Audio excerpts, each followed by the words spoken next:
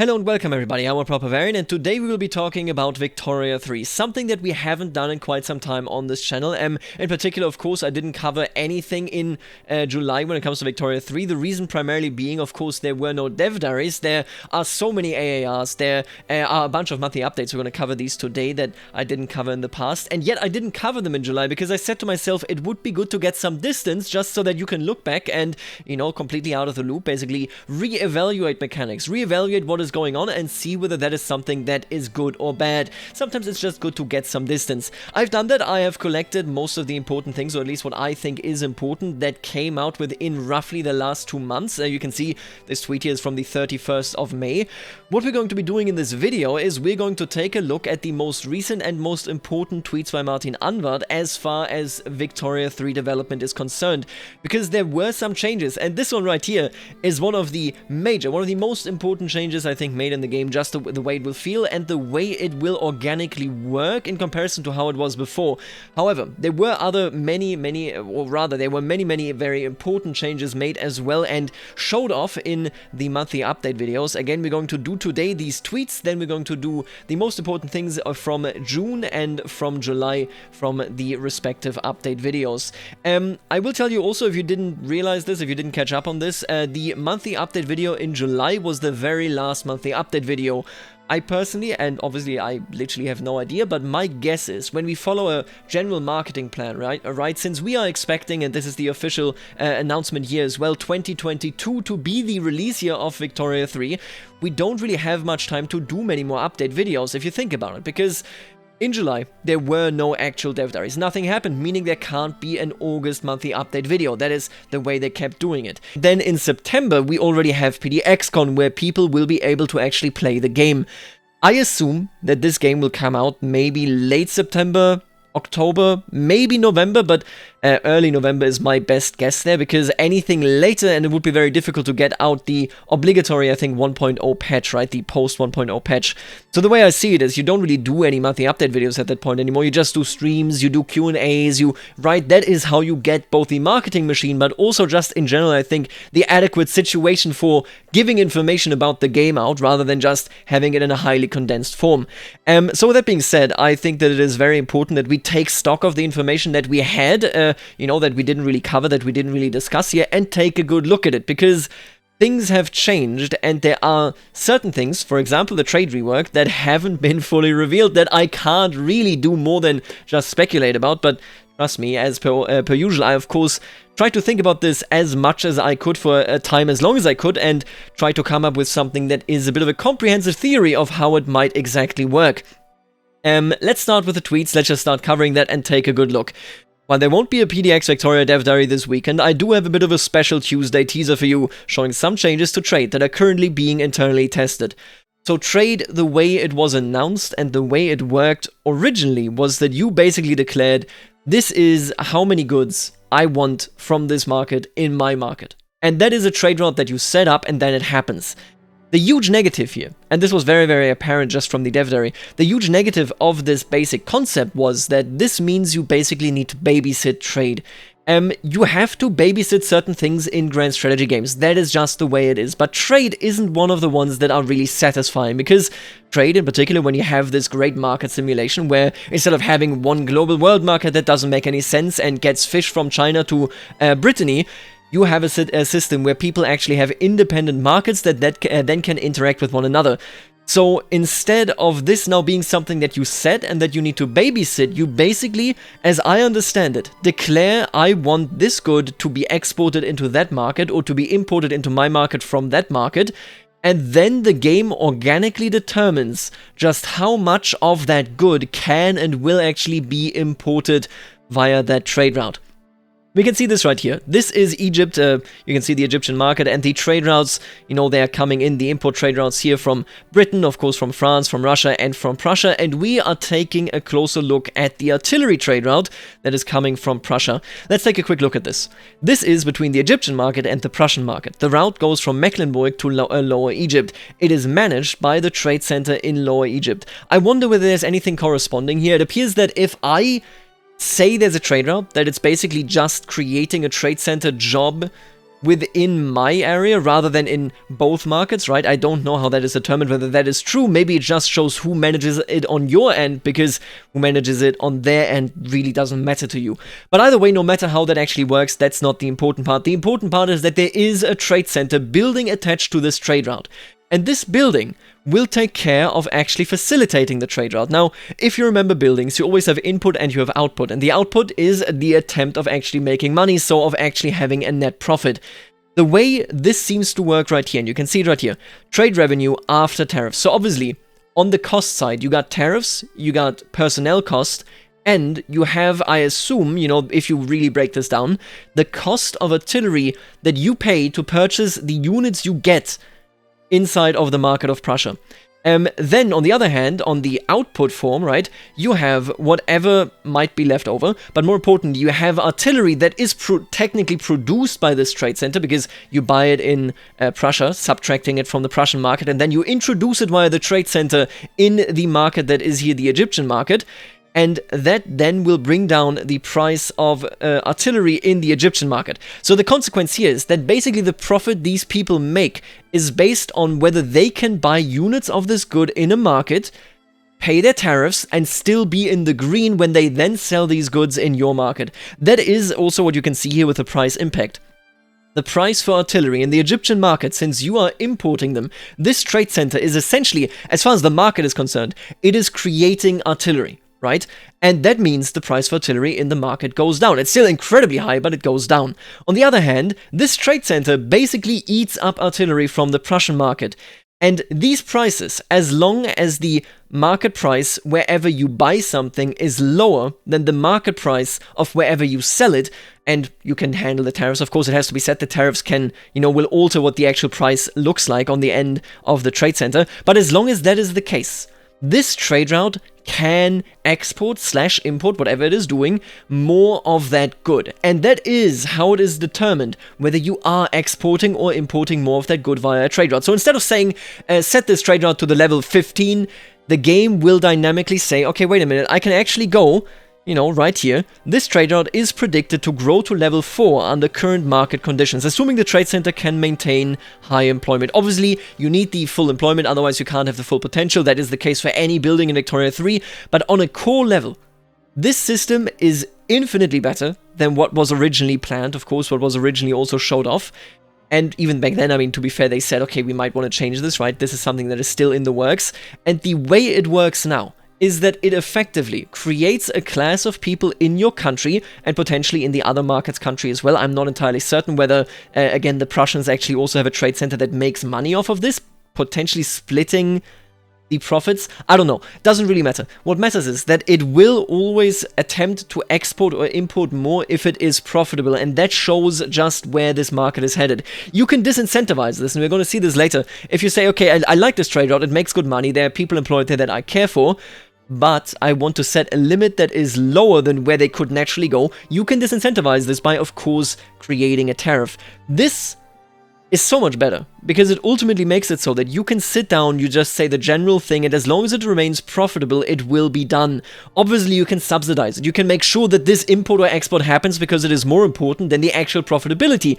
But as it stands, you no longer actually have to babysit the trade routes. They will naturally move, and if they change, then this is because the market conditions fundamentally have changed, rather than, you know, what is going on. The only question that I have for this, so I'm completely fine with bureaucracy. Obviously, there are tariffs involved. It's a huge business. It's a huge deal.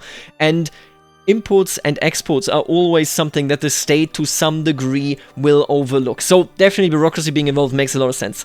Where I am not certain, they talked about this, and I don't think we ever got a clear answer here whether they changed it, but they talked in the past about the notion of not just having the distance between a location influence the convoy need, at least I think that is how I remember it, but also the type of good and, of course, how many goods. Or maybe it was the other way around. Maybe they wanted the distance to impact it as well. Anyway, where I'm coming from is, the more we import/export, whatever we do, it doesn't really matter for this example, the more convoys will I also need, which in turn makes it more expensive. Convoys in this trade route are exclusively taking the route that they are taking because this trade route demands it. Otherwise, they wouldn't be bought, they wouldn't be chartered, they wouldn't drive up the convoy price of course, our market. The way I see this, and this is uncertain, again, they didn't really detail this, but my question is, are the convoys that I, as a state, as a market owner, largely as a market owner anyway, the smaller market participants can also add convoys to a market's capacity, but they are very much a minor factor here. Are these convoys that a trade route utilizes taken into account in the cost of the trade route, or are they seen as granted that you simply have to provide them as general infrastructure as a state? If they are taken as granted, I don't like it, because that indirectly feels as though I would still be babysitting this trade route. I would basically be saying, okay, you are determining how many you can import, but I need to actually fully enable this import by giving you these convoys, ultimately just leading you to, you know, again, babysitting each of these trade routes as well by making sure that you have the right amount of convoys. But if these buildings effectively buy the convoys themselves, then that would actually take, you know, into account how much they can grow, how much profit they're actually making. I'm curious about this. We don't know the details, but that is a big question that I have. In general, I'm very, very positive towards this. Now, let's move on. Let's move on to a different tweet here by Martin Anward. One of the revisions made to Victoria 3 trade system since the Trade Dev Diary is to allow you to set a tariff policy for each good in your market. For instance, as Britain, you might want to remove all import tariffs on fabric to promote the import of cheap American cotton. So, tariffs has been a very big topic, I think, in general. Tariffs is not easy. That is a very, very difficult thing to get right. And I say this largely coming from the direction where I, personally, I want every single tiny variation of a tariff in the game if possible. You know, I want, for example, to say, I want to make it harder for you to import this specific good from this specific market. Rather than, I will set tariffs that, in general, prioritize imports or exports, or are unprioritized tariffs where they go both ways, right? I would like to do it in a very specific way, but I will acknowledge, and this is important, that Victoria 3 is somewhat reasonable when it has taken a more cautious approach in how many tariff tools it gives us. You can see this right here, unprioritized tariffs, so goes both ways, set tariffs to prioritize imports and set tariffs to prioritize exports. You can see right here, if you prioritize imports, this makes it so that the tariffs on exports go up, meaning it's easier to bring it in than it is to get it out, meaning fewer people will export it from you. I can see why they are so generalistic here, because once you get to the point where it's like, I, Britain, deny Bhutan the potential of importing my fabric, right? As soon as you get to that level, you get to a lot of just very inconsequential actions that the player can take, and commonly that is a bad idea. It just creates this sort of network where you need to, yet again, babysit situations rather than just following general trends. Obviously, governments set highly specific sets of tariffs. Just look at how the modern day tariff regulation really is working. You have the general base tariff that you have to apply to everybody, like you can't do anything better or worse, you have to treat them equally, and then you have specific trade deals. These trade deals make it easier, and that is simulated, of course, with trade deals in particular. But, you know, sometimes, for example, you say we fully embargo this good, but only for this country. I don't think that is a feature. I gotta tell you, it is a bit of a niche case, but still relevant enough where I would really want it. Either way, basically, I just wanted to bring this to your attention. Maybe you forgot, maybe you didn't forget, but I think this is important that we discuss it, because I personally, you know, again, I want the greatest detail possible, but also acknowledge that it's just sometimes kind of useless to give features that then no player will use, because it is far too specific. You want something much more generalistic. It's a difficult, I think, line to walk. Now that they've added this, of course, this really corresponds quite well to trade routes as you have them. You can, for example, if you notice that a country in a very specific state that might already be upset with that country, if that country in that state is reliant very heavily on certain trade routes of yours, you could make it worse for that country by setting tariffs there, and all of a sudden that country might be facing some rebellions because those trade centers will be losing actual, gains and employees. Where exactly that goes, I can't tell you. Whether that is something that feels good, when you play, remains to be seen. But yeah, I'm split. I gotta tell you, personally, of course, I always want more and more detail, but I also have to admit that adding a feature that nobody uses is because it is just too small in its scope is just not a good feature. Let me know what you think in particular for this one as well. And then right here, we have the more pops, more problems. You may think China's huge population in PDX Victoria means near infinite tax revenue, and you'd be right if it weren't for taxation capacity. Despite the largest bureaucracy in the world, Qing can only collect a fraction of that revenue in 1836. This, in my opinion, is almost perfect. So, if you remember, and if you don't, that's also fine, but if you remember, we at the very, very start of the Victoria 3 Dev Diaries, we talked about the notion of you building administration buildings only in your capital because it's urbanized anyway, people will have the qualifications to go there, and there was zero incentive, straight up no incentive to build administrative buildings anywhere else, because all administrative buildings did was just provide bureaucracy capacity, which is global. It's a national value, right? It's not a value that is in a state.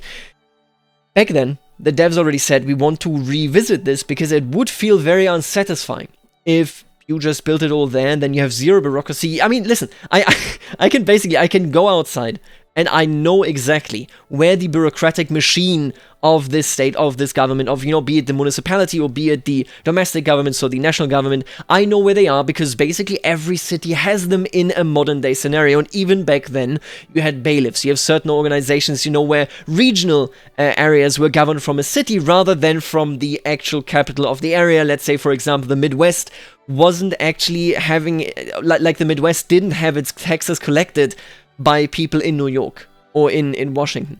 It had its taxes collected by fairly regional, if not local people. And they finally addressed this. And I think this is great. I just have one caveat. Let's take a look at this. Taxation capacity. Each point of taxation capacity in a state allows for the efficient taxation of 10,000 pops. If the population of a state outgrows its taxation capacity, the efficiency of all forms of taxation will be reduced. Taxation capacity can be increased through researching certain society technologies or constructing government administration buildings in the state.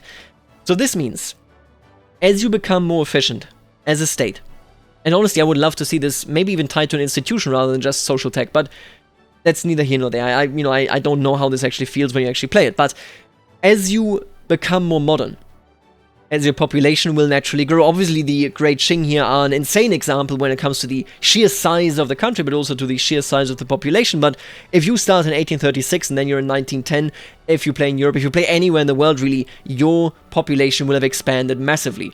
And you need to address this on a regional, local level. So what this means is, obviously, government administrations give you the general benefit of giving you capacity, right? And the capacity is something that you need. But at the same time, you will also want to spread them out in a meaningful way so that you can collect as many taxes as you can. And this makes sense. Again, think about it. In your city, if you live in a city, if you don't live in a city, then in the next fairly large, maybe medium-sized city nearby, you will have a tax office. You will have certain other financial agencies. You will have, of course, a court system. You have so many different things that are relevant to run a country, and they are all there in those locations. And more importantly, of course, again, the tax offices being localized fairly close to where they actually tax people, very common, very important thing, because otherwise you can't run that machinery. So, where am I coming from here? I think the huge positive of this approach is the fact that we now have to spread out our government administrations as they provide a national value, but also actually provide a value that directly impacts the location that we are in. If I have New York City, obviously I'm going to build a lot of government administrations there because it needs to administrate a lot of people. If I then, have, for example, let's say Missouri, and turns out there's many people in Missouri because they all migrated there, I may have to stock up my infrastructure there as well. The outcome is really good there. It makes it so, you can see it right here, the taxation capacity is 272, but the usage is actually 2,200, making it so that you get a minus 88% tax collection rate. This is really good. The only thing that peeves me, I think, is ultimately the fact that it reads right here, if the population of a state outgrows its taxation capacity, the efficiency of all forms of taxation will be reduced. I would go even further. I would say that very old forms of taxation, which are worse for you as the player because they give you less revenue, they make it tougher for you to tax certain groups of people that you really want taxed, if you apply those, the penalty should be less intense. Because, well, actually the requirement, I guess, the usage should be less intense, because there are simply basic, easier forms, more simple forms or simpler forms of taxation that are easier to manage. You don't need that many government administration buildings there. Once you move to complex forms of taxation, you should have to get obviously more tech. You get more tech by default, but you should also need more usage, so more capacity in reverse, right? Via those tax forms. This could mean that without building up your infrastructure, without building up your government administration in that region, you can still tax them if you apply bad, outdated, fairly simple modes of taxation. Currently not in the game, as you can see. This is entirely based on, yep, if the taxation capacity isn't large enough, then you will make less money in all forms of taxation. You can see it right here. It's just a general minus 88% to tax collection. Not to tax collection of this form of taxation, no, to tax collection as a whole.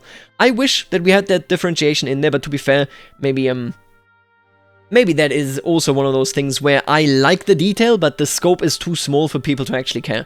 Either way, this is a good feature change to where we were before, where there was literally no incentive to build government administrations, and with that, to build up a bureaucratic class in other areas than your capital.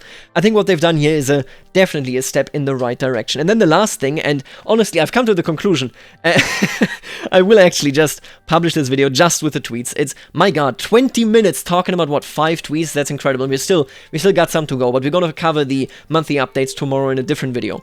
Let's take a look at this, also very nice change. Another balancing change we did recently in Victoria 3 is to replace almost all base state infrastructure with infrastructure generated from POPs.